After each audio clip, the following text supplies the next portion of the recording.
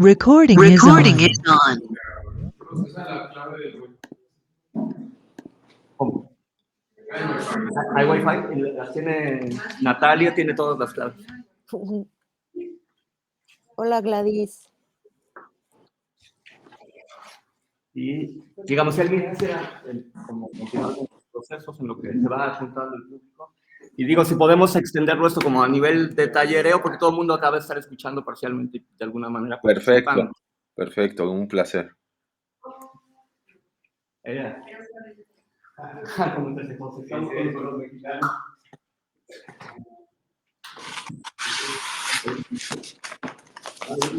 Traje un mezcal, ya lo pueden, ya yo ya desayuné. ¿Así? El mezcal lo tiene por ahí, Natalia. No, yo ya desayuné. Pero estoy listo. Sí, multitask está muy cabrón. Si quieres empezamos. A ver, voy haciendo una pequeña introducción. Bueno, a Bruno Varela hace tiempo que nos vamos, digamos, siguiendo y conociendo. Trabaja mucho con, les digo, diversos formatos en el cine experimental, diversas formas de ir construyendo sus propuestas visuales, narrativas. Y bueno, pues este año estuve ahí persiguiéndolo para que nos diera una pequeña charla de cómo trabaja con los archivos, de cómo dialoga con las diversas formas de construcción de las imágenes. Él vive en Oaxaca y nada, pues ahora está en Colombia dando ahí dirigiendo una serie de encuentros, reflexiones y experimentaciones.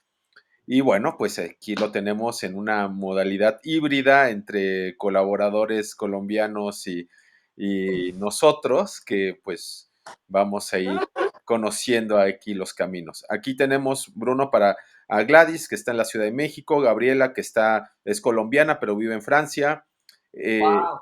Elvis, que es una compañera también amiga de Mónica, artista de la Facultad de Artes y Diseño, estuve ahí en el posgrado, y Gerardo, que está en Veracruz, ¿no? Entonces, y se van uniendo seguramente más compañeros y compañeras. Nada. Órale, qué fuerte. Una colombiana en París, aquí estamos un mexicano en Medellín y cualquier día me ando mudando. Hola, ¿cómo están? Qué divertido la conferencia en Colombia. Aquí estamos para atender lo que necesites, Un placer enorme. Y un placer. Ay, un gusto. Un extraño ejercicio compartirlo acá en contexto colombiano. Estoy muy conmovido. Aquí se nos acaba de unir Luis Vera, que es de Paraguay, pero creo que estabas en Sao Paulo, ¿no? Y Felipe, que está aquí en Ciudad de México. Ok, pues está súper transversal latinoamericano. Ese es sobre todo nuestro horizonte, nos interesa el sur global y en particular Latinoamérica. Pues qué tal que vamos imaginando yo aquí con los colegas del Mamut, que es un festival muy singular de memoria audiovisual. Pensemos en que ya estamos pensando algún futuro. Me encantaría a mí también llevar a México esos materiales. Está buenísimo, pues hay que organizarlo. Porque ustedes dicen, acá estamos y lo extenderé como una pequeña clasecita. Sí. Insisto, este escándalo, los que quisieran trabajar con 35. ¿Y ayer vieron cómo funcionaba? Porque está esto para escanear, también van a ayudar los materiales. Y aquí está el disco duro de la muestra. Bueno, te traje la cámara que le pidieron tener para poder otros registros. Puedo con todo, no crean.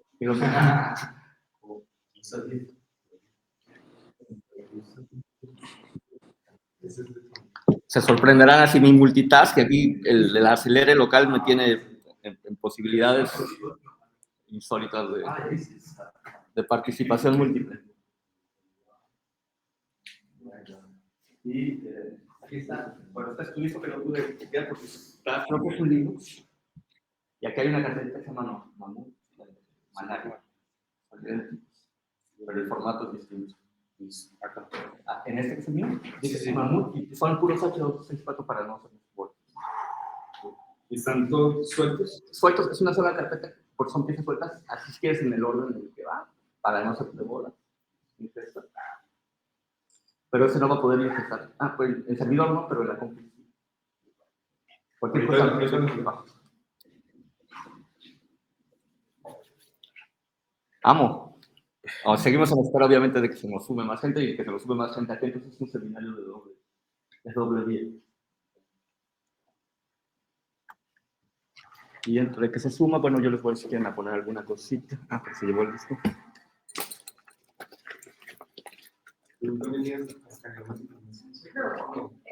Hay que extraer. Extraer ese dato. De ese, ¿no? ¿Sabes?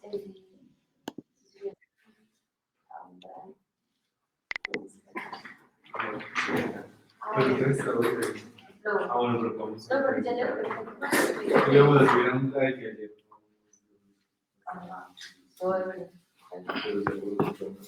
¿Alguien quisiera usar el scan 35, el de acá? No. Entonces vamos a mover esa compu un poquito. Igual carguémoslo.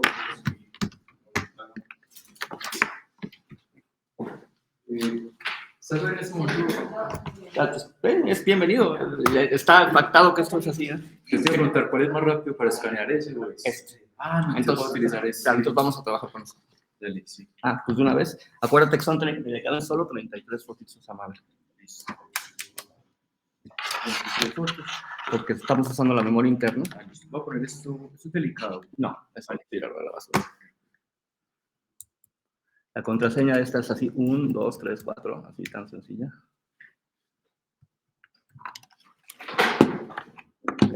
Es color negativo, ¿verdad? Hay color y a blanco y negro. Okay. Pero incluso yo quiero mirar. Entonces sería bueno si quieres primero, para configurar esta cosa, primero lo que va a color, te tiras las... Es que yo ayer no estaba mirando muy No, bien. ahorita vamos a ir, te digo, en el multitask. Una pregunta. Dígame. Sí, si quieres. Pero hay que Claro, es un escáner de patito, que en realidad es un sensor de fotografía. El escáner es aquel. Y el escaneo es una forma de poner recorrido de la imagen y después transformarla en datos binarios. Y este en realidad le toma una fotito, entonces se vuelve, o sea, te lo venden como un escáner, pero es un sensor con una lucecita y entonces cuando entra la película entonces es inmediato. Claro. No, creo que si ustedes precisamente no le dan mucha plata en revelar el rol. Claro, bueno, lo blanco y negro lo podemos revelar nosotros. Yo color, por temas de temperatura, no me animaría ahora. Pero sí, eso ahorra obviamente un paso importante. Pero, Y es más, pues, es más fácil, porque uno tiene que ir a la parte que lo dan, luego volver. Es que yo ni me acuerdo que en estos rollos en realidad quería estar. Pero para uno ponerlo ya tiene que estar revelado. claro, bueno, podrías usar solamente material fotoquímico, rayar, pegarle cosas. Es lo que se llevaron allá algunos colegas. Y desde ahí trabajar. Lo metemos. Ayer metimos una fotito única, ¿no? Pero ahorita lo que queremos es jalar el rollo completo. Requiere una pequeña ingeniería México-colombiana. Eso, algo rollito para que no se nos haga una bola. A lo largo. A bolita, mejor no. Bolita para que... No, o sea, así como lo tienes siguiéndole la curva. Pero que no sea un nudo, ¿no? Ah, ya. Y hay que ponerlo derecho, porque vas a meter todo el rollo. ¿Y jala o qué? Ahorita, mira, aquí hay un nudito. Dale al otro lado, al otro lado. Al otro. Estamos hablando más. ¿Sí? Ah, es que usted es muy versátil ahí, hermano. Son muchos años de jugar con estas cosas. Es un misterio, yo tengo un misterio para poder eso, ¿qué? Yo creo una vez. No sé, no sabemos. No, yo es unas fotos que tenía ahí hace tiempo y quería No, mirar. por ejemplo, aquí se ve que tiene muchos años que eso no se... O sea, se ha enredado por años, por eso te está complicado. Ah, por eso es. O sea, está enrollado, Pero de años, ¿no? Y con esta humedad, esta es la vueltita correcta. Estoy listo Qué para pena ustedes, poner- No, me encanta. Ya se los había dicho Bruno, es mi compadre, mi tocayo. Como él dice, nos conocemos hace muchos años y les les platiqué mi circunstancia y creo que además pero puedo estar atento, ¿eh? No me están preguntando aún. Pues más bien, si quieres irnos comentando qué es lo que estás haciendo allá y cómo lo están haciendo para que podamos irte siguiendo. Bueno, acá lo que estamos haciendo un laboratorio que le llamamos Laboratorio de Cine Potencial para Rayos, y justamente la idea es, digamos, problematizar con las nociones industriales de cine como convencionalmente se describe. Yo más bien estaría interesado en utilizar el concepto de cine como cualquier práctica que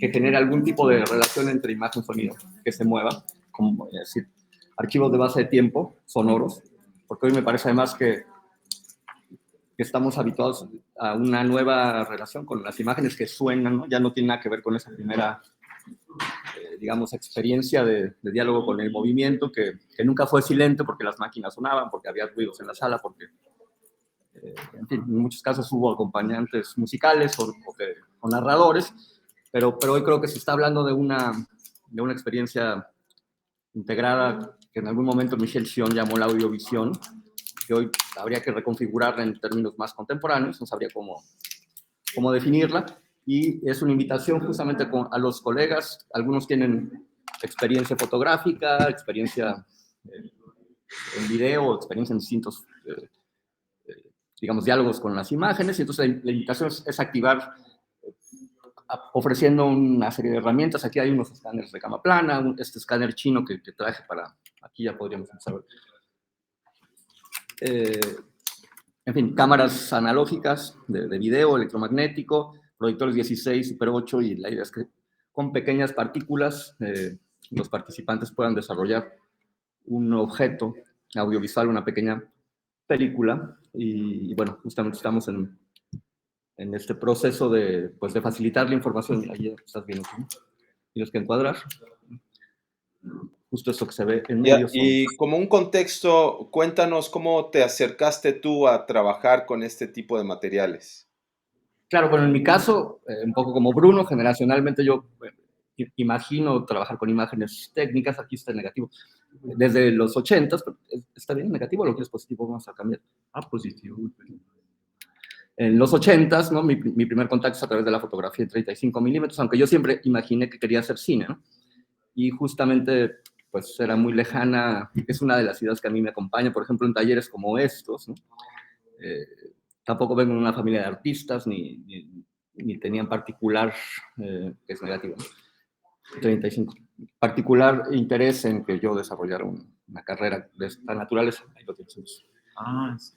Y ahí, salvas. Ahí tienes, ya estás guardando la foto y la vas jalando. Entonces, bueno, tardé mucho en acceder a los equipos, ¿no? Justamente tomé algunos talleres diversos de foto en 35 milímetros en el bachiller. Me acerqué al video con enorme ingenuidad. Y así la vas. Exacto. Y es justamente hasta que, bueno, hice un intento de ingreso al CUEC en el 90. Tengo 18 años, recién salido del CCH, sin ninguna información más que una cierta cinefilia muy ingenua. Y justamente en ese punto, pues bueno, soy rechazado, como era evidente que sucediera, y terminé en la carrera de comunicación un poco forzado porque la familia me empuja a seguir estudiando, y contra lo que hubiera imaginado la carrera de comunicación, justamente, que tiene un pensamiento en cine, que bueno, que no caía ahí, que era mucho más purista y con ideas jerárquicas que hoy me repelen muchísimo. La carrera de comunicación, que tiene un pensamiento transversal entre medios, en los 90s, en la UAM Xochimilco, me permite acceder porque no había radio, pero sí había, digamos, registros electromagnéticos de carrete abierto, una isla de edición Umatic y High 8, había una moviola, se trabajaba con Bolex, un cuarto oscuro en blanco y negro y color, proyectores de diapositivas en ese viejo, que se los he contado aquí a los colegas, que quizás es mi primera experiencia poderosísima con eso que se llamaba en esa época el multimedia, que teníamos 3 proyectores de diapositivas sincronizados con un sincronizador. Y es a partir de ese punto que decido desprenderme por completo de ese universo que yo imaginaba como lo del cine.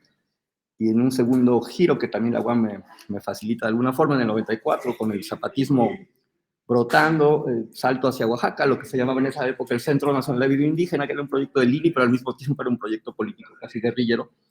con un equipo Betacam SP que era muy complejo de acceder. Y entonces, bueno, nunca regreso a la Ciudad de México. A partir de ahí más bien salté hacia Bolivia, Ecuador, y esencialmente Oaxaca, Chiapas, ¿no? Que han sido mis espacios de trabajo. Y bueno, eso, como recuperé mi pensamiento analógico un poco más adelante porque era muy caro, y al mismo tiempo integré ese pensamiento electromagnético. Están bienvenidos. Como ven, va a ser... Y pues, a partir del 2000 digitalicé mi pensamiento, ¿no? Y creo que tengo como estas múltiples capas tecnológicas que me permiten saltar transversalmente y al mismo tiempo una compulsión como por el trabajo, no sé hacer otra cosa. Entonces, bueno, estoy ahí de tiempo completo investigando. ¿Y cómo es esta experiencia? Porque también es como muy poderoso que tú trabajas desde las orillas, desde la frontera, o sea, es desde Oaxaca, desde Chiapas, no desde los centros de poder. Y cómo haces estas grietas en los centros de poder que efectivamente tienen que voltear a ver por la potencia de tu discurso. ¿Cómo es porque he visto de repente también estas dudas que surgen en el pensamiento cuando dices no hay un apoyo y hay como estoy pensando en moverme, porque siempre hay estas dudas por la invisibilidad que intenta estos grandes lugares de quitar el foco a las periferias, digamos así. Claro, bueno, yo lo que diría es como trabajé siempre desde afuera, como no entré a las escuelas de cine, como nunca pertenecí a los gremios de cineastas, como el video siempre fue asumido marginal, yo no siento que haya logrado generar ninguna grieta, más bien, digamos, en tanto sigo haciendo y haciendo, ahorita pueden probar ese proyecto. Resulta que, bueno, el acumulado genera una cierta consistencia, ¿no? Pero no creo que pertenezca para nada, ¿no? Digamos, ni a los linajes ni a los nombres que en México ocupan posiciones importantes, ¿no? En términos de la discusión de la imagen, pero lo que sí creo es que justo desde este margen oaxaqueño y con un contexto además rural, indígena, precario, en el hacer y hacer, pues resulta que, por ejemplo, solo en mi Vimeo tengo 320 piezas, ¿no? Pues que terminas como por generar algún tipo de incidencia, pero yo diría que siempre al margen. En términos de apoyos federales mexicanos he tenido muy poco éxito en mis solicitudes. Con INCINE jamás he tenido ningún tipo de vínculo. Pues bueno, más bien hemos aprendido a generar esto que está pasando aquí, que es trabajo en comunidad, trabajo de red, y al mismo tiempo, pues, aprendizaje colectivo. Yo diría que más que alguien que puede, por ejemplo, aquí no enseño nada, aquí estamos todos moviendo y circulando información. Y al mismo tiempo que yo puedo facilitar pequeños datos que tengo por experiencia aquí junto a mí, tengo otros personajes que vienen de la filosofía, tenemos no los describo, pero hay seres de enorme complejidad, entonces lo que se construye es una inteligencia colectiva, y también eso me ha permitido pensar en otras formas de autoría, ¿no? Yo no firmo, ¿no?, como Bruno Varela, más que algunas muy rara vez, ¿no? Más bien pienso en Anticuerpo, que es un colectivo que establezco con mi hija de casi 15 años, pero desde que nació, como hemos jugado a imaginar esas otras formas de colaboración desde la familia, ¿no? Y todo es muy chiquito, ¿no? Todo es muy precario, pero al mismo tiempo, por ejemplo, presento en el Tamayo, bajándome del avión de Colombia, voy hacia el Tamayo, Ciudad de México, a presentar una película en 35 milímetros. Pero lo que es una ridiculez, porque no tengo la pretensión de jugar con el 35 milímetros como ese gran dispositivo de la industria, porque en realidad es un data to print o direct print, ¿no? O sea, que yo les mandé un archivo 2K y entonces voy a obtener un 35 milímetros porque lo pagué en Labo Digital, porque hay una infraestructura. Entonces me interesa justamente problematizarlo, y resulta que sí es 35 milímetros, pero está escaneado con este juguete chino, ¿no? Entonces, como este juego de la hiper baja resolución, pero que proviene de un 35 milímetros, efectivamente, ¿ya se llenó? Sí. Entonces, y ese chiste, ¿no?, como del agrandamiento, de los simulacros, ¿no?, es un poco parte claro, de lo que me interesa proponer, ¿no? Pero creo que soy un marginal en realidad, como digo, me atrevo a decir, tocayo, ¿no? Como tenemos trabajando desde los 90s tempranos, y claro, quizá el nombre existe ahí como flotando, pero yo diría que muy poca gente ve el trabajo en realidad, ¿no? Y a mí lo que me interesa es que se vea, ¿no? Y que se comparta, que se active. Claro, ahí también entra otro cuestionamiento que incluso lo estaba hablando ayer con un compa ahí también que crea pues imágenes, cómo uno se enfrenta a esta materialidad que es muy costosa, como bien lo dices, el 35 milímetros y demás, cómo te enfrentas a ello en esta actualidad. Y ya veo, estás utilizando estos juguetes chinos, estás utilizando estas formas de poder, digamos, hackear los grandes presupuestos, ¿no? Y entonces ahí es, un poco lo hacemos desde esta orilla también con los fotolibros, ¿no? Con los propuestas de las imágenes, que mucha gente se preocupa más por la forma y los costos de producción que por lo que dice en sus propuestas. Entonces, aquí sería dos vías de propuestas, de diálogos, que serían, por un lado, cómo te enfrentas a estos mecanismos técnicos, y por otro lado, cómo resaltas las narrativas ante estas propuestas de la industria. Claro, bueno, como yo siempre me movía en los márgenes de la industria, y que eso ha sido esencialmente una provocación, esta idea de como de incrustarme en ella, jamás lo he pretendido. Más bien, a pesar, por ejemplo, de que es un chiste, ¿no? Como que me gané Ficunam en el 2023, que es un festival que tiene una cierta, una cierta aspiración y además películas gordas con dinero. Y yo trabajando con un Mac del 2018 y un Final Cut, un DaVinci gratuito, y una película que está construida desde puras películas vencidas, puro material vencido, Super 8, 16, 35, donde además todo el material en blanco y negro está revelado en el Centro Fotográfico Álvarez Bravo. Resulta que impacta, ¿no?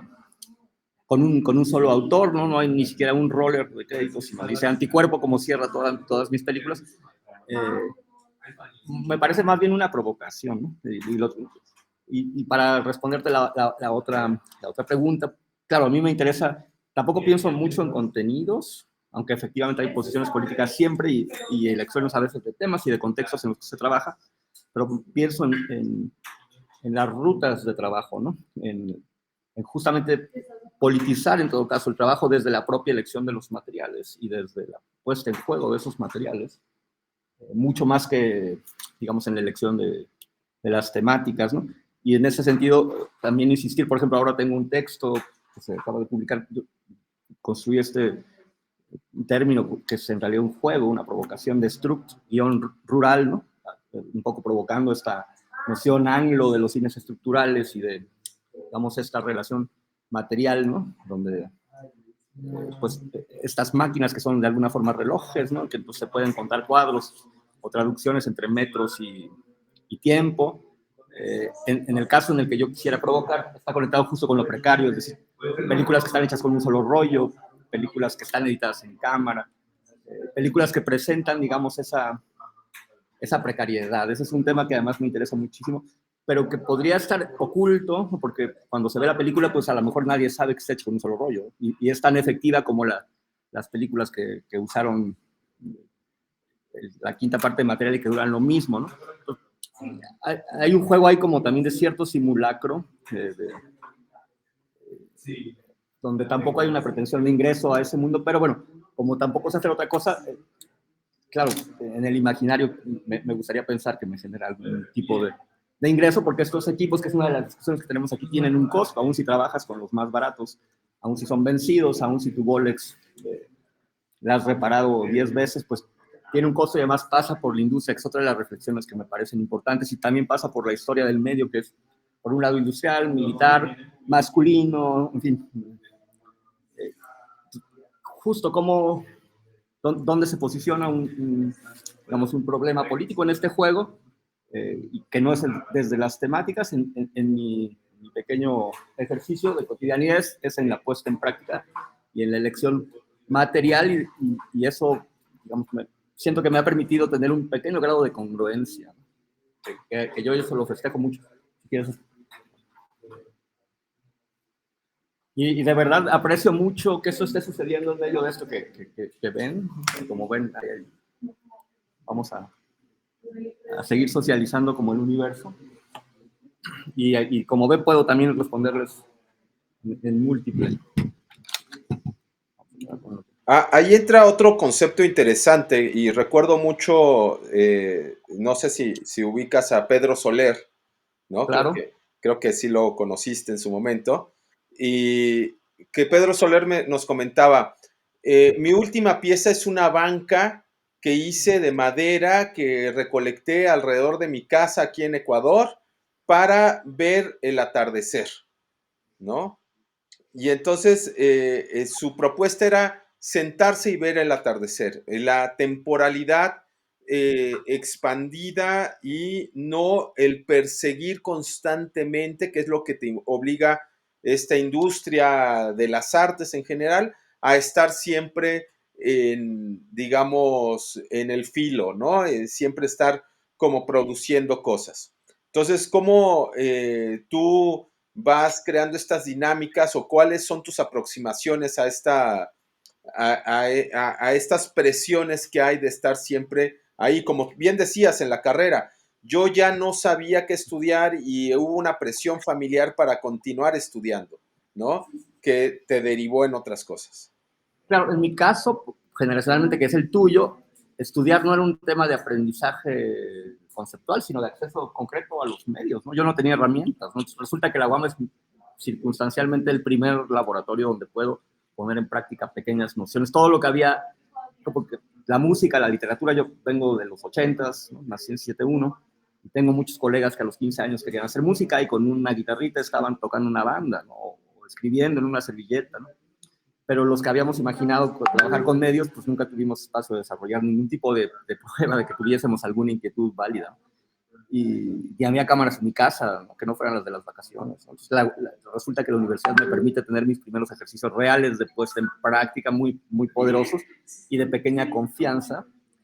Y tratando de responderte, porque yo justo sí soy un compulsivo de la producción, y aquí ha habido una discusión alrededor de eso, ¿no? Del acabar proyectos y incluso si no tienen una salida clara, ¿no? Si quedan en mi Vimeo, ¿no? O si se integran en una conversación como la que estamos aquí estableciendo con los colegas, no están necesariamente pensados para premios, para festivales, pero este juego de compulsión esperaría, ¿no? Porque aquí me lo han preguntado, no es servil al capital, o sea, no es que quiera yo producir piezas porque esa hiperproductividad es peligrosa, ¿no? Y terminaría un poco también al servicio, digamos, de estos discursos de la efectividad y en fin, de ciertas capacidades de concreción que al capital le fascina, ¿no?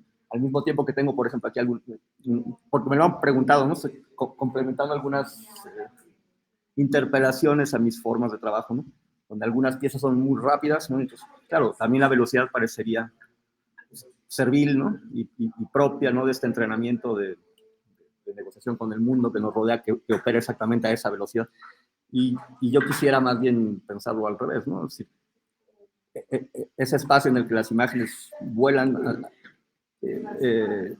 al final lo que terminan es por generar una experiencia y no es tan necesariamente una experiencia otra, ¿no? De hiperatención, de presente y no el ejercicio, digamos, de dispersión que la televisión o que otros medios que también operan a partir justo de la hipervelocidad y de la productividad y de la concreción proponen. Entonces, bueno, es un filo, y es un filo que aquí hemos también problematizado, porque siempre que se trabaja con estos dispositivos, de alguna manera estamos jugando con el sistema. Y ahí yo soy muy Wilhelm-Flusseriano, ¿no? De formación, porque justo eso me llegó con la carrera de comunicación, el lenguaje, perdón, la caja negra, ¿no? O la caja prieta, la caja oscura, que es en realidad como se tendría que haber traducido, ¿no? La filosofía de la cámara oscura, y en México se traduce por trillas como la filosofía de la fotografía, pero no es precisa la fotografía, porque lo que genera es esta noción de la caja negra como una máquina hiperprogramada matemática que está, digamos, diseñada para ser siempre eficiente, pero al mismo tiempo, justo en esa eficiencia, pues, da la opción como de espacios de falla en su idea, digamos, de precisión y de lo que sería la buena foto, y por otro lado el gran programa instalado en la cabeza, ¿no? Entonces justo yo, bueno, este taller que está aquí intentaría trabajar en esas dos dimensiones de contraprogramación. Por un lado, contra el propio programa de las máquinas, es decir, buscando imágenes improbables que están completamente fuera incluso del propio diseño, ¿no? Como pensemos en usar un software de tal forma que incluso reimaginemos la lógica para la cual fue diseñada, ¿no? Como el escáner, ¿no? Que es un juguete para que tú, este escáner chino, ¿no? Las familias pudieran ver las diapos de la familia, y resulta que con eso estamos haciendo películas en 35 minutos, ¿no? Pero eso definitivamente nunca fue parte de su diseño original, un poco como Nam June Paik decía, enseñarle a hacer nuevos trucos a viejas máquinas, ¿no? Digamos, desde ahí intento mi constructo y de nuevo reitero lo precario, ¿no? Para mí lo precario resulta muy importante, porque además es mi realidad, es decir, no es una posición abstracta, ¿no?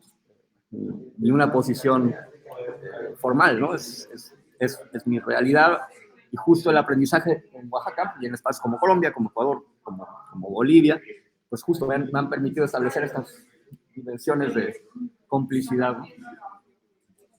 Y pensando en esto mismo también, ¿cómo abordas este pensamiento? Porque en México hay, y más en la Ciudad de México, un pensamiento muy colonial, ¿no? Muy para ver y utilizar a las máquinas para complacer a los centros, pues como España, principalmente en el doctorado, yo estoy pensando de la UNAM, donde estoy, complacer a todos estos, pues, puntos de encuentro del poder.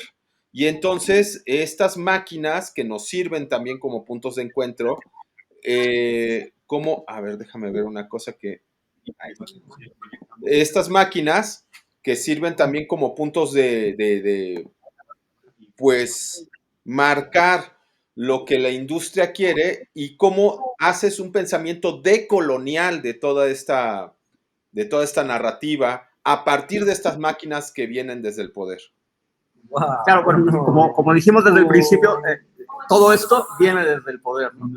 Y justamente como no hay manera, a menos que desmaterializáramos el cine un poco como Esperanza Collado propone en sus ensayos, ¿no? Es decir, sin proyector, sin cámara, recuperar a lo mejor un otro cine o una otra forma de imagen previa a la imagen técnica, de nuevo Wilhelm-Flusserianamente, que se construye de ojos cerrados. Siempre que trabajamos aquí, pues tendremos que estar negociando con alguna forma institucional. Y después, bueno, viviendo en México, que es un país como claramente defines, institucional, patriarcal, también colonial como Colombia. En realidad estamos en América Latina construidos todos a partir de ese cruce. No sé si hay una afuera, pero lo que hay desde el interior sí se puede construir una posición, o se debe. Y yo lo que diría que encontré como primera revelación, y estuvo conectado con Oaxaca y con el zapatismo, claro, yo imaginaba que podría ser Wim Wenders, ¿no? Cuando tenía 18 años, hacer el cine que yo no sabía nada del cine experimental tampoco, ¿no? Aunque mi experiencia de relación con mucho de ese cine podría haber sido experimental. ¿Se acabó? Sí. Entonces, vamos al USB. Claro, en Oaxaca lo que encontré es gente, digamos, que había sido formada, ni siquiera por la memoria está llena, ni siquiera por la tele, ¿no? Que en algunos casos, que todavía pasaba eso en los 90s en México y en otros contextos, ¿no? Gente que nunca se había visto en una fotografía, que nunca se había visto a través de un monitor, ¿no? Y que inmediatamente aprende a trabajar. ¿Ahora? Aprende a trabajar y propone una mirada que no estaba construida tampoco con la pretensión de que se movieran en los museos, que tenía una dimensión, digamos, práctica y política. Práctica y política y compromisos muy puntuales con el material que se estaba generando de uso local, ¿no? ¿Quieres que jalarlo primero? Entonces, bueno, a partir de, digamos, de esas brutales lecciones o las que recibí también en los contextos, porque me tocó colaborar con lo que después se llamó Promedios en Chiapas, ¿no? que eran, digamos, los laboratorios de entrenamiento en medios con bases zapatistas, que después se convirtieron en los tercios, y para mí ahí hay una sorpresa brutal de un talento y una capacidad intuitiva y de un uso completamente irreverente y disfuncional de los medios para alguien que ya tenía construida una mirada moderna, postmoderna, y que además sí tenía una pretensión autoral, ¿no? Pues, pum, en ese choque, digamos, yo Posteriormente Bolivia es otro espacio así que me impacta. Aquí se puedes seguir. Ya la copiaste. Cambia el nombre, pon tu nombre, para que no se haga bolas y ponle otro nombre para que no se... Ponle 2 a la carpeta. No a la carpeta. Sí. Hazle un clic. Ahí estás. Bueno, esa sería, diría, mi gran lección, ¿no? Entonces, desde ahí ya nunca puedo regresar a asumirme como... Claro, si yo hubiera quedado en la Ciudad de México, clases medias bajas de la Ciudad de México, y hubiera, no sé, ingresado a la Esmeralda o a los talleres del Centro de la Imagen o a los talleres del multimedia, porque en ese momento es la panadería, pues hubiera sido devorado por ese mundo, ¿no? Y en el mejor de los casos hubiera sido un peón de todos esos seres, ¿no? Pues justamente Oaxaca me permite, desde el margen y desde un espacio enloquecidamente conectado además con el norte y con el sur, porque desde eso que se llamaba vida indígena, tírala a la basura, pues hay toda una conexión con Nueva York, con Canadá, con el MoMA. Yo fui becario de Rockefeller, justamente porque estaba conectado con estos mundos desde el sur, ¿no? Eso jamás hubiera sucedido si yo hubiera creído que las Rockefeller las ganaba Gregorio Rocha, Sara Minter, ¿no? Y pues yo no tenía nada que hacer ahí, ¿no? Entonces, pues justo el salir para mí resultó lo opuesto. O sea, mis compañeros de generación me decían, güey, o sea, ¿qué estás haciendo en Oaxaca? En todo caso, intenta ir a Nueva York. En Oaxaca, vete cuando te jubiles. Es lugar de viejos, ¿no? Y contra ambos. Y justo contra lo que imaginaría la banda, fue excelente. Fue un laboratorio único de desarrollo de ideas, de confianza y también de aprendizaje brutal de prácticas que no tenían nada que ver con lo que yo imaginaba, ¿no? No sé si por ahí respondí mínimamente. Y ya vieron qué capacidad tengo acá de... Sí, ahí estás. Sí, me parece muy, muy potente esto que comentas del trabajo con las comunidades y cómo estas comunidades van plasmando estas capacidades de imaginar con la imagen industrial, ¿no? Porque tienen estos imaginarios que vienen desde la palabra, desde las raíces originarias, y entonces me gustaría ver si nos puedes comentar o profundizar un poco más con estos trabajos con las comunidades en Chiapas y en Oaxaca. Claro, como les platicaba, pues yo soy un morrillo, ¿no? Salido primero del CCH y después de la UAM Xochimilco, con pretensión de autorías que eran inalcanzables, y entonces resulta que Oaxaca, en el Centro de Video Indígena, además de que me permite aprender a trabajar con Betacam SP, con lo que se llamaba el Video Machine, que son máquinas previas a la edición no lineal, todo eso pagado por el Estado, es una locura, ¿no? En un contexto de orden político donde desde el INI se apoyaba a los zapatistas. Una cosa esquizofrénica que sería muy difícil de imaginar. Y acá en el barrigo todo ya se acabó la... Bueno, yo llegué como el burro que tocó la flauta, en realidad. Yo quería hacer una tesina sobre los procesos de video indígena. Y cuando llego a Oaxaca, pues a nadie le interesa la tesina y lo que hay es una enorme cantidad de trabajo que resolver. Yo ya tengo cierta habilidad con la edición electromagnética. Y pues me termino quedando como a trabajar. Bueno, ahí hay esencialmente un conjunto ahí de talleres de formación. Estamos hablando de VHS, de ediciones en Super VHS, llevando los equipos a las comunidades, dejándolos en algunos casos ahí. Y claro, bueno, lo que yo aprendo sin entrar, digamos, en detalles puntuales, por ejemplo, el Santo Manzano, que ahora tiene un sistema nacional de lectadores, es uno de los primeros videoastas indígenas entrenados por eso que se llamó transferencia de medios, ¿no? Me enseña muchísimas cosas, como que atrás de esa cámara, él trabaja en la Sierra Norte oaxaqueña, en lo que se llama el rincón de la Sierra Norte oaxaqueña, Zapoteco. Bueno, por un lado se da cuenta de que el video, más allá de temas, digamos, de creación, lo que le permite es documentar un conjunto de saberes que se intuye que están al borde de desaparecer, ¿no? Prácticas que podrían ser milenarias y que una vez que ingrese el camino y la tecnología, y ahora con los celulares, se iban a disolver, ¿no? Entonces, bueno, utiliza el video como una especie de base de datos de información, de selección de maíz, de formas de vareo del frijol, ¿no? Y la otra cosa que me resulta muy sorprendente, porque son clases que no son clases, yo lo acompaño, ¿no? Atrás de esa cámara no hay una entidad neutral, se llama Crisanto Manzano. Entonces la mitad del proceso de grabación es saludar, meter manos, ¿no? Cuando se prepara una comida frente a él, que no es un simulacro y que no es la puesta en escena, la comida se va a comer, ¿no? Tiene que buscar maneras de acomodar la cámara y seguir grabando mientras sigue conversando. Y el tamal que se preparó, como no es una puesta en escena para la cámara, se sirve, ¿no? Y cuando se va a preparar el aguardiente, mientras está documentando el destilado, alguien llega con un vaso enfrente de la cámara que además no tiene noción de que está cubriendo la escena que Crisanto está grabando atrás y le ofrece el mezcal. Y ves que se lo chupa. Ahí yo, o Filoteo Gómez, otro colega, Mije, de Quetzaltepec, Mije, que hace un documental sobre la panela, que es la producción de azúcar. Al mismo tiempo que está grabando, está con la otra mano agitando la melaza, ¿no? Porque no está, o sea, no es un camarógrafo externo que va a ir a grabar, ¿no? Es un miembro de la comunidad que aprovechó la circunstancia para grabar, pero él va a la faena, ¿no? Entonces, tiene que buscar maneras para arrear los burros del trapiche al mismo tiempo que está grabando con una mano y que le está diciendo arre, ¿no? Entonces, claro, ahí es súper buena porque el mundo del que también viene Bruno, de la Ciudad de México, donde se hacía video experimental, toda la generación que justamente estuvo cerca de la panadería, de Nitro, en fin. Yo diría que estaba completamente despolitizada y que estaba más interesada en integrarse al documento y que fueran seleccionados en una serie de ferias. Entonces, pues bueno, ese contraste resulta volador.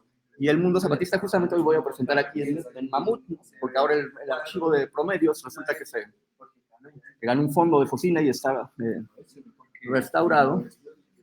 Y entonces están interesados en reactivarlo porque los morritos que tenían en ese momento 4 años tienen 40, ¿no? Y la mitad de ellos, digamos, se desvinculó de los procesos de medios, se ha descompuesto mucho Chiapas. Estoy todo el tiempo como en esa ida y vuelta y yo creo que ahí está buena parte de la semilla que me ha hecho lo que soy, ¿no?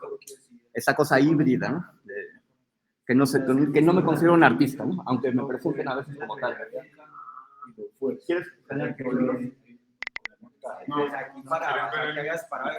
o verlo acá? Sí, ahorita vamos. Bueno, aprovechemos para estar también. Pero ya estamos en todo, ¿eh? Sí, me parece muy potente esta forma en que comentas que se construye el cine desde la cotidianidad y sin el formalismo del cine, más bien con la, digamos, profundidad del trabajo y de la labor, ¿no? Y entonces, aquí también me preguntaba, ¿y cómo ha sido la fuente de distribución dentro de las propias comunidades de estas narrativas? Porque, bueno, lo vemos, sí, el Tamayo, los centros de distribución desde la capital, pero ¿qué sucede con los centros de distribución en los espacios de la periferia donde se han trabajado las propias narrativas? Claro, resulta que Oaxaca es un microclima singular, es una periferia céntrica, ¿no? Digamos, porque tenemos entidades como el Maestro Toledo, que tiene un centro fotográfico Manuel Álvarez Bravo, un cineclub como El Pochote, que desde el 96 tiene funciones gratuitas de domingo, de martes a domingo, con 2 funciones al día. Ahí ya se movió. Entonces, claro, pueden volverlos a hacer tantas veces como necesitan. Resulta que es periférico, pero al mismo tiempo, claro, va Kiki Smith, ¿no? Yo tomé clases con Foncubert, es así de locos, van a Goldie, ¿no? Entonces, Wim Wenders a dar talleres, ¿no? En los 90 gratuitos al centro fotográfico, ¿no? Y hay un interés del MoMA, por ejemplo, en el centro de vida indígena, ¿no? Las piezas se muestran en el Guggenheim, ¿no? Entran fondos de la Ford, ¿no? Eso, digamos, el DF era muy difícil de imaginar, o llega Shirin Eshat a hacer una película, ¿no? Y entonces me contrata como gerente de casting, eso jamás me habría pasado en la Ciudad de México, no hubiera llegado más bien a los grandes consorcios, ¿no? Entonces, justo Oaxaca diría que tiene, como me parece que lo tiene Medellín, estos espacios de centro margen, ¿no? Y que lo que te permiten es espacios de riesgo, que a lo mejor en un territorio mucho más competido, mucho más salvaje y mucho menos solidario, como siento que era el de mi generación en la Ciudad de México, me hubiese permitido. Y contra lo que, digamos, la narrativa centralista imagina, esos trabajos se estaban moviendo muchísimo en una doble vía, ¿no? MoMA, Guggenheim, Imaginative en Canadá, y al mismo tiempo en las comunidades, en multicopiados de VHS que se distribuían mano a mano, o hacia Ecuador con la CONAIE, o aquí que Marta Rodríguez aquí en Colombia, o en Chile el Universo Mapuche. Entonces había como estas, por un lado, estas redes internacionales que le permitieron a Crisanto ir al MoMA, o a Teófila Palafox, ¿no? A los colegas de TAMIC, y al mismo tiempo una preocupación absolutamente local, ¿no? Entonces, bueno, eso yo no lo percibía en mi pequeño entorno Ciudad de México, ¿no? ¿Cómo es el Ahí, Bruno, Gladys quería comentar algo. A ver, Gladys, ¿qué es lo que...? Pero para que no mezclen las carpetas. Sí, bueno, pues primero agradecerles a los dos, Brunos, estos espacios que como decías desde temprano, tan transversales, geográficamente, parecieran lejanos y hoy tan cerca, ¿no? También un poco veo mucho esta cuestión pedagógica, colaborativa, pedagogía en rebeldía, ¿no? Y qué maravilloso de compartir estos talleres así, en este constructo. Está bien brutal, mira, gracias por ese comentario. Yo tuve miedo, yo hasta quise decirle, oye, tocayo, ¿qué tal que lo movemos a 1 hora? Yo salgo de aquí a las 2, ¿no? Pero como ya había un pacto, aquí ya había un pacto, me pareció que estaba interesante generar más bien esta doble ruta. Y claro, yo en realidad, más que un artista, y tampoco es que soy un pedagogo, como he aprendido en talleres, y es un poco algo de lo que planteo acá, yo soy un hijo de los talleres, y no como espacio donde crea que se aprende, ¿no? Sino pequeños microclimas con un plazo breve, ¿no? Que nos obligan, como vemos acá, porque los escáneres se van a ir, porque eso es prestado, ¿no? Porque hay una serie de compus aquí. Porque hay un equipo y unas inteligencias colectivas que permiten justo que sucedan las cosas, ¿no? Por ejemplo, mañana vamos a subir a la montaña, aquí cerquita, no conozco, y vamos a hacer fitogramas, que son impresiones directas vegetales sobre material fotosensible, ¿no? Y, bueno, yo he aprendido, vamos a cortar esto. No, ya lo resolví. O sea, yo aprendí en talleres. Entonces, para mí el taller no es un espacio, bueno, o logré desarrollar mis primeras intuiciones en talleres, para ser más preciso, y también desarrollar mis primeros ejercicios concretos, ¿no? Sí, justo. Ahí está. Entonces, respeto al taller no como un territorio donde yo vengo a enseñar un carajo. En realidad, estamos generando intercambios. Está muy bueno ese material. Sí, claro, hay una frase muy gastada de pronto que dice enseñar es aprender 2 veces, ¿no? Pero es muy gastada porque es realmente muy cierta. Cuando te enfrentas a compartir, te enfrentas a recibir, ¿no? Entonces, de pronto esa parte es muy comunitaria en el taller, en los seminarios, en estos espacios. Por eso, nada más, pues agradecer nuevamente. Y pues, desde el río también Magdalena, yo sé que en Colombia también hay un río Magdalena que atraviesa, ¿cierto? Correcto. De hecho, el cine iba a entrar por el río Magdalena, Colombia. Es eso toda una anécdota porque Gabriel Beire, que es el camarógrafo de Lumière, que lleva las primeras películas, bueno, y el primer dispositivo fílmico a México, en el contexto de Porfirio Díaz, después quiere llegar a Venezuela y a Colombia, intenta entrar por el río Magdalena y se muere de malaria, ¿no? Y están esas cartas que le escribe a su mamá ya delirante, publicadas por Filmoteca de la UNAM, que son fantásticas, y yo aquí les he contado esa historia porque para mí, como proyecto Wow. inacabado, me gustaría venir a imaginar esas películas que él hubiese podido hacer por el recorrido del Magdalena, pero bueno, estamos ya abriendo. Sí. ¡Qué maravilla! Muchas gracias. Saludos a todos. Ahí también me parece muy potente, Bruno, lo que dices de estos talleres que llevó Toledo mediante los centros que creó culturales en Oaxaca, donde fue Wim Wenders, donde fue Foncuberta, donde, ¿no? Y entonces ahí se me hace exactamente, ayer me estaba preguntando, que ya ves que le dieron a Graciela Iturbide este reconocimiento en España y el príncipe de Asturias, una cosa así. Y entonces yo decía, y al Museo de Antropología e Historia, ¿por qué ir a España a que los reyes te digan, bravo, hiciste bien tu trabajo? ¿Por qué no vienen ellos al Museo de Antropología e Historia a dar este reconocimiento y no tener que ir como súbditos todavía ante los reyes? Entonces eso es lo que se me hacía interesante de lo que propuso Toledo. ¿Cómo hacer que vinieran estas personas del poder y de la industria, aunque hayan sido más alternativos y que me encanta, como Wim Wenders, a estos lugares y que fuera gratuito, que era una gran labor que hacía en su momento Toledo y Patricia Mendoza, Toledo en Oaxaca, Patricia Mendoza en el Centro de la Imagen de la Ciudad de México. Entonces, ¿cómo seguir impulsando estos centros de discusión desde otras latitudes? Incluso ayer igual una profesora ahí del posgrado me decía, hay este festival de foto experimental en Barcelona.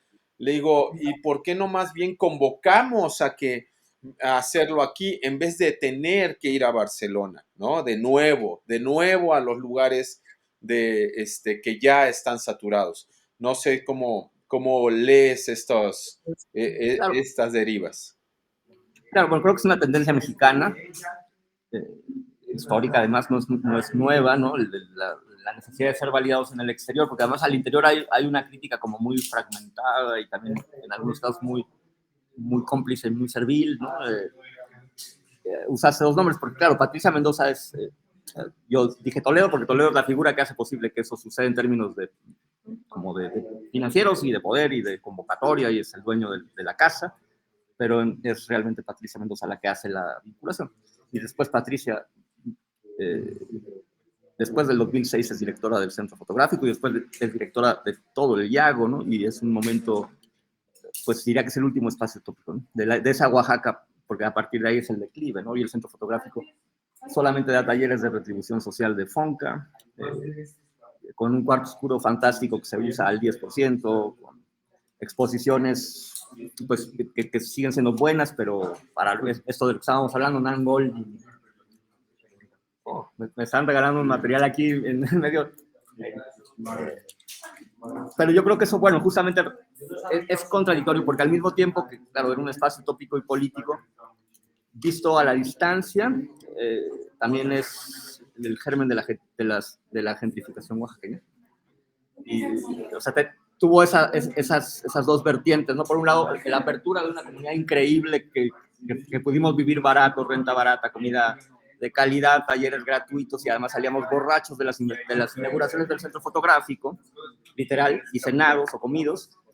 Y bueno, ahora nada de eso existe, ahora ya no se ofrece mezcal, en todo caso te lo venden y hacen 50 pesos y sales a cenarte una tlayuda de 400 pesos y claro, la ciudad se convirtió en una especie de extensión entre la Condesa y Coyoacán, y tristemente resulta que, bueno, que buena parte de esos espacios, ¿no? Lo que era el Pochote ahora es un Airbnb, pues, el más caro de la ciudad, ¿no? Entonces, hay un doble juego, ¿no? Por un lado, muy importante, yo agradezco haber atestiguado, como ayer atestigué cosas aquí alucinantes, ¿sí?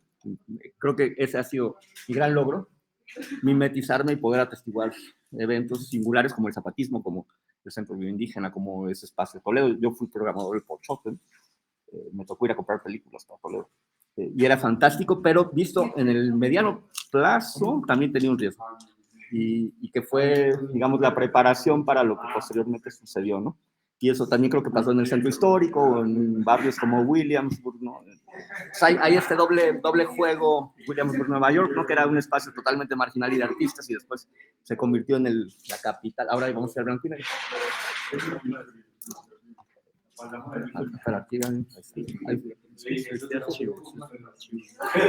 A veces más cuidado. Perdón. Lo que trato de decir es que es contradictorio y que no podría haber una respuesta única, ¿no?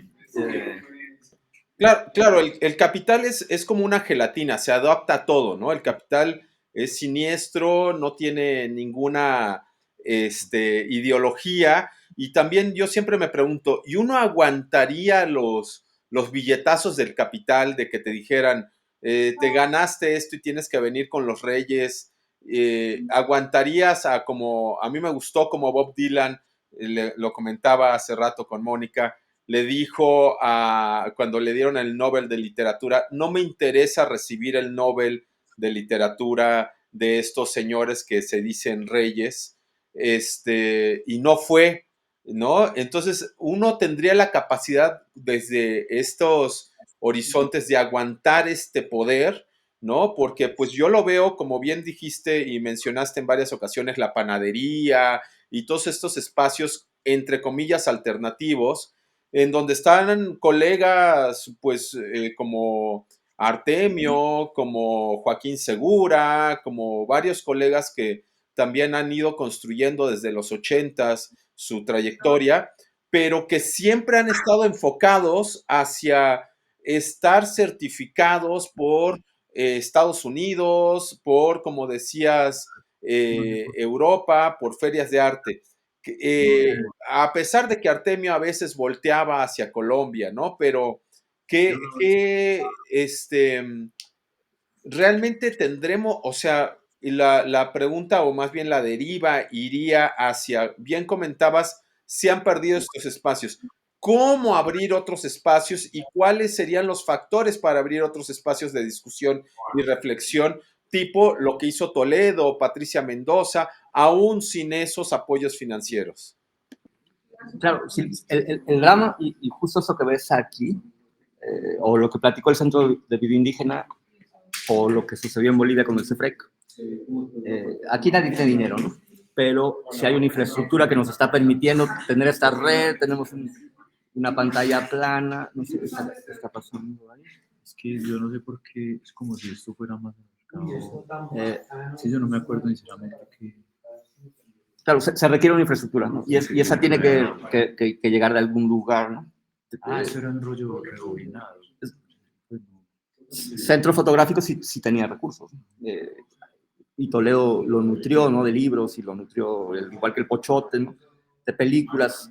Entonces, bueno, para poder generar estos espacios, aunque sean frágiles, sí se requiere un poco de infraestructura, y eso requiere dinero. Y para responder sobre eso, claro, yo creo que esta generación de los 90 a la que pertenecemos, que además está conectado con Salinas de Gortari, pertenece a una especie de nuevo constructo del arte mexicano, ¿no? Y que en ese Tratado de Libre Comercio, donde ya se llenó, 1, 2, 3, 4, con ese Tratado de Libre Comercio, donde pasamos al supuesto primer mundo, vamos a meterla a necesitamos un arte que pueda dialogar con ese primer mundo, y no es, porque los referentes eran o las telenovelas o el cine de la época de oro mexicano, o el muralismo o la ruptura, y nada de eso funcionaba en los discursos neoliberales. Entonces, claro, la panadería y Francis Alice, y posteriormente los centros de las artes, y el propio Centro de Imagen, y el FONCA, y el INCINE, son resultado de un proyecto neoliberal, ¿no? O sea, no es que fueran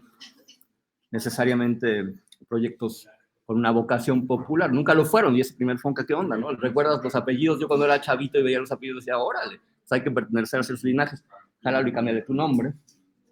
Entonces tengo problema con esa generación que colapsó, aunque sigue viva y sigue produciendo y sigue ganando becas y sigue siendo importante en las bienales. Y en realidad, y también diría que fracasó, ¿no? En un sentido político y estético. Y entonces, bueno, ahora estamos más bien en un extraño... ¿Ya jalaste acá? No. Bueno, ya jala cámbiale los números para que no te vaya a volar. Pero yo te le gusta esto acá. Y toda la carpeta tírala al Malari, para que sepas cuáles son los tuyos. claro, yo pude haber sido, o sea, soy esa generación en realidad, pero como me tocó moverme fuera y mimetizarme, no, toda la carpeta para qué. Ah, es que no le pongo. Aquí nomás. Ah, ya.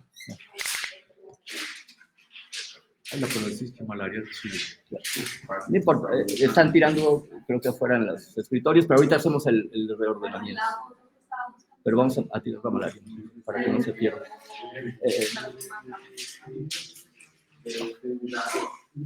¿Cuál es el error inesperado? Perdón, un segundito. Aquí no va a haber ningún error inesperado. Claro, yo salté de ahí y me convertí en un extraño bonsai, ¿no? Me gusta ese término, ¿no? Yo soy digo, porque creo que ha floreado, como tú decías, ¿no? Hay buena flor, pero como esa maceta chiquita. Y entonces ahí sí hay temas materiales, pero a estas alturas, me lo han dicho mucho aquí en Colombia y algunos colegas que me conocen, yo tengo 35 años de trabajo, ¿no? Estoy cumpliendo 35 años y como que nunca cambiaste. Y a pesar de que me gané un overhouse en un Tsunami y que tuve un sistema siempre he sido esta cosa chiquita, ¿no? Y siempre he estado en crisis y esos dineros en realidad me ayudan a sobrevivir muy precariamente, ¿no? No tengo ahí como mis ahorros, no tengo aguinaldo, no tengo una casa propia, no tengo un seguro de gastos médicos, pero al mismo tiempo tengo estos privilegios alucinantes como esto que pasa aquí, ¿no? Pues es una extraña contradicción, pero a la que he aprendido a reconocer como resultado también de un conjunto de decisiones políticas, ¿no? Sí, a mí me recuerda en parte también a estas pláticas con este gran amigo Felipe Ehrenberg, ¿no? Que también, pues sí, recibió igual a Guggenheim, estaba en ciertos espacios de mucho privilegio, pero siempre estuvo también en los márgenes, ¿no? Siempre jugando, por ejemplo, después del sismo del 85, irse a vivir a Tepito y estar en la reconstrucción. Siempre estar jugando con las alternativas, ¿no? Con el mimeógrafo o las fotocopias, en vez de con la gran industria y los grandes presupuestos para hacer obra gráfica. Y entonces ahí me gusta mucho incluso esta propuesta que hizo de el arte de vivir del arte, ¿no? Cómo poder hackear al sistema, se diría en otras palabras, o romper al sistema para poder engañarlo con sus propias herramientas y poder seguir produciendo desde la marginalidad y siendo propositivos desde la marginalidad, ¿no? Por eso me acuerdo que incluso Felipe en los últimos años estaba muy enojado con el MUAC por el uso de sus archivos que había tenido el MUAC con sus archivos, ¿no? Que él no quería que se utilizaran de esa forma las publicaciones que había hecho.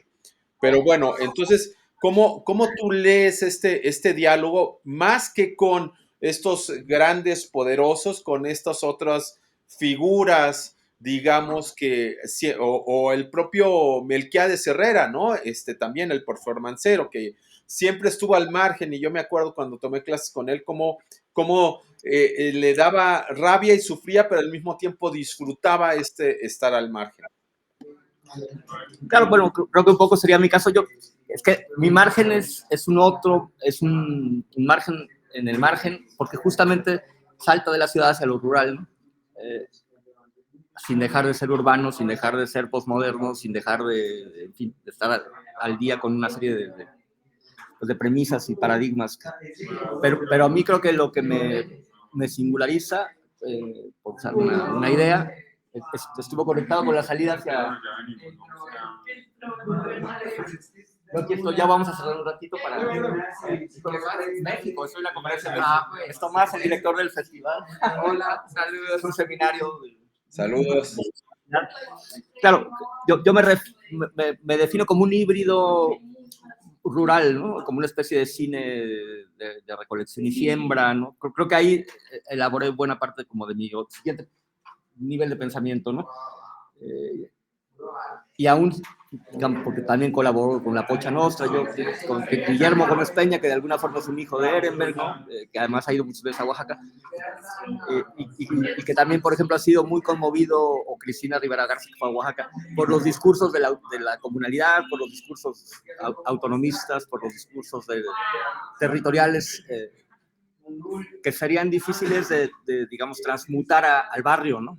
Aunque hay elementos ahí en negociaciones, además, pues, bueno, yo fui como, no, soy mestizo, ¿no? Un blanco, soy mexicano, ¿no? No me indianicé, ¿no? No hablo una lengua indígena, no cumplí con mis cargos, no me casé en comunidad, pero sí fui tocado irreversiblemente por ciertas formas estructurales de pensamiento, que creo que son lo que me han hecho, digamos, particular, y que no me convencí nunca de ser un artista, ¿no? Como más un trabajador, un generador, un agitador, ¿no? Que una figura, claro, el producir obra es una especie como de catarsis y de posibilidad de mantenerme en activo y de encontrarle sentido a la actividad, pero no es justo la compulsión de integrarla a los catálogos, no me mueve Litecoin, no me mueve Videodatabank, ¿no? Y al mismo tiempo, así de contradictorio, como que presento tocando con Steven Brown y sus implicaciones, músico tremendo con el que también colaboro en Oaxaca. El 30 estás invitado, tocayos, y estás por ahí en 35 milímetros en el Tamayo. Entonces, como esa entrada y salida, o aquí, ¿no? Que en un espacio donde en realidad lo que estoy es alrededor de archivistas, filósofos, gente que viene de las artes visuales, ¿no? Que está interesada de pronto en montarse en estos mundos, ¿no? Entonces, digamos, sin comparación con otros nombres como los que has situado, creo que la ruralidad sería, y pensar que se puede ejercer una forma de pensamiento y de creación contemporánea en el mundo rural, desprendido, digamos, de las lógicas del autor, de la propiedad y de la firma, ¿no? Si es que eso tiene algún sentido, ¿no? Perfecto. Bueno, no sé, quiero ver si, por ejemplo, Gerardo, Gabriela, Felipe, no sé, Luis tienen, o Elvis tiene alguna pregunta o alguna aportación a esta plática con Bruno. Claro, me llamaba la atención. Hola, ¿cómo están? Hola, mucho gusto, Gabriela. Hola, Gabriela. A mí me gustaba mucho lo que estábamos diciendo de descentralizar el arte, ¿no? Cuando los dos Brunos hablaron un poco de, bueno, ¿por qué no lo haces en estos centros como lo podrían ser, no sé, Ciudad de México, Bogotá, Nueva York? ¿Por qué hacerlo en otro lado y su importancia? Me parece muy bonito y siento que, pues como colombiana, yo vengo de Tolú, Sucre, pero también crecí mucho en Bogotá, estuve en colegio católico, no supe mucho de arte contemporáneo y siento que es muy bonito que la gente esté confrontada a estas prácticas, sobre todo cuando se habla de ellos mismos, ¿no? Porque yo cuando veía el arte que me enseñaron de las vanguardias, todo eso, siempre lo vi como algo hecho por europeos y que yo tenía que parecerme a ellos para poder crear algo así. Y en algún momento, en una página que encontré en Instagram, vi una pieza creada por un artista de Sagún, Córdoba, en Colombia, y me sorprendió mucho, y yo con mi mente, pues, de adolescente, dije como, ay, o sea, qué corroncho, ¿no? Como que naco, dirían ustedes en México. Y hoy en día digo, qué interesante y que no haya estado confrontada a eso, que eso me haya hecho pensar así. Y bueno, qué bonito seguir confrontando a la gente de arte hecho por su gente, para ellos también. Ya, esa era mi opinión. Gracias. Digo, claro, imaginar una otra modernidad, y por ejemplo hay ideas que a mí me conmueven, ¿no? Como que se han puesto ahora medio de modita, como Bolívar Echeverría, ¿no? Y los barrocos, ¿no? O sea, el barroco americano, que es una promesa de modernidad. Barroco es una extraña modernidad curva, ¿no? Ruidosa, reiterativa, hiperadornada, sin centro, que no es eficiente en términos de comunicación, al revés es curva, ¿no? Pero finalmente es moderna. Y entonces impacta en América, primero desde Cuba, ahí, bueno, Severo Sardú, hay muchas ideas ahí fantásticas, pero Bolívar es otro de los que retoma lo barroco, ¿no? Como un posicionamiento moderno, que es una promesa no cumplida en América, ¿no? Que más bien se reintegra, y buena parte de lo que llamaríamos músicas populares, que van desde los sones, las cuecas, los corridos, los chotís, y abajo, ¿no? En fin, las chacareras y los guaños son esencialmente músicas barrocas de guitarra, ¿no? Que se integran en América Latina y se convierten en las músicas locales, o el ejercicio oaxaqueño de integración de la banda filarmónica en una entidad local, ¿no? Y nadie podría decir que que para los mijes, la banda, ellos le llaman sinfónica, no es música tradicional, o para los zapotecos, ¿no? De la misma manera, entonces, que podríamos pensar que el video hoy es parte de ese nuevo ser indígena moderno, ¿no? Y bueno, pues ese es un poco justo tal cual acabas de decir. Y aquí lo estamos viendo, ¿no? Con gente que ya lo cambiaste, ¿no? Pues vamos a... Esa sería una noción que a mí me acompaña mucho, ¿no? El barroco, pero no el barroco en el sentido del adorno, sino en el sentido político, ¿no? De la no claridad, del ruido, de la no eficiencia en la comunicación. Pues aquí vamos a cambiar a... Primero vamos a borrar el formato. ¿Está limpio para ti? Eso es color, ¿no? Sigo aquí, ¿eh? Vamos a cambiar a color. Film type. Vamos a... ¿Positivo o negativo? Es negativo. Color negativo. Entonces vamos a... Creo que es así. Está increíble. Aquí estamos, familia. Síganos tirando. Pues no sé si quieren hacer algún comentario más, Gerardo. Hola, sí. Bruno, se me haría muy interesante poder conocer tu trabajo, si nos puedes poner links de dónde lo podemos ver. Yo te lo comparto, ya me los pasó y se los voy a compartir en un momento, Gerardo. Claro, Okay. y yo ahí les platico otra de las políticas de la casa, que es una grosería frente al discurso también de propiedad. En mi Vimeo, como Bruno Varela Vimeo, como les digo, tengo, en este momento son como 316 piezas disponibles, debo tener como otras 100 que no he subido, pero además todo está abierto y descargable, ¿no? Esa es la otra cosa increíble. Es el vaso de los conductos de Camilo Restrepo, la película. Hola. Un saludo desde Colombia. Hola, claro, hola. Todo disponible y todo descargable. Y de hecho no tendría problema con que se usara en cualquier contexto. Uno esperaría que se avise, pero al mismo tiempo sé que al jugar estas puertas tan abiertas puedo perder el control del material, y eso también me parece interesante. Órale, pues mira, más que nada felicitarte por tu trabajo. Creo que tenemos muchas cosas en común. Yo también soy un artista que miro mucho hacia los pueblos originarios. También soy fan de Stephen Brown, todo su trabajo, desde Tuxedo Moon hasta lo que hizo con Ayn Rand y algunas cosas que ha hecho recientemente allá en Oaxaca. Había un disco por ahí con una orquesta oaxaqueña que se me hace Claro, los remijes, bueno, yo ahí colaboré también. De hecho, esa entrada al mundo oaxaqueño está conectada con mis contactos. Sí. Una maravilla. Toco con Steven desde el 2000. Era un ídolo inalcanzable de mi pubertad y ahora es mi compadre. Órale. Soy parte de la Cinema Domingo Orquesta, que es el proyecto de musicalización de películas. Tenemos un par de discos. Soy el bajista de sus últimos discos. Y en el Tamayo vamos a tocar el jueves. Los que estén en Ciudad de México, será un honor ahí pues ver las proyecciones en 35 milímetros, que primera vez en mi vida que yo me juego esa carta. Y bajándome del avión colombiano. Órale, qué maravilla. Pues la verdad, muchas felicidades y muy inspirador tu trabajo. Bueno, por lo menos los planteamientos que nos están haciendo. Y te digo, pues ya más adelante podré ver las piezas, pero muchas gracias por la plática. No, hombre, gracias a ustedes. Y yo insisto, ahí, Vimeo, Bruno Varela, ahí está una catarata de ruido y todo está descargable.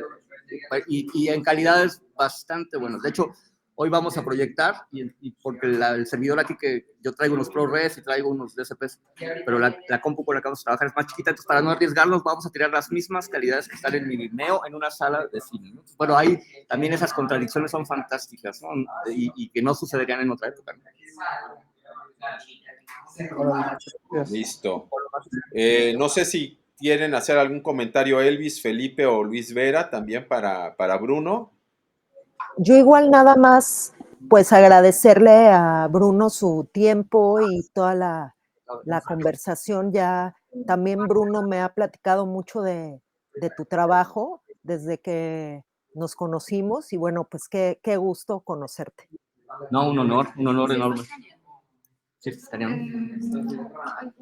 Y qué emoción, digo, no sé ustedes cómo lo perciben de aquel lado. O sea, yo me aventé así, ahora sí que el trompo a la uña, no vamos a parar el taller, no vamos a pedir a nadie que deje de moverse, no vamos a pedir silencio, incluso podría haber ruido de un proyector, va, ¿no? Espero que eso haya sido parte también de un ejercicio. A ver qué suena ese proyector para que no funcione así. Ahí está. Gracias. Listo, pues si no hay más comentarios, yo creo que podemos ir cerrando por el día de hoy. Nos vemos el jueves en el Tamayo. Y pues nada, muchas gracias y un abrazo a todos por allá. Hay mezcal en el Tamayo, ¿eh? Tenemos un auspicio de mezcal. También presente la maestra Elena Pardo, su última película en 16 milímetros con 3 proyectores.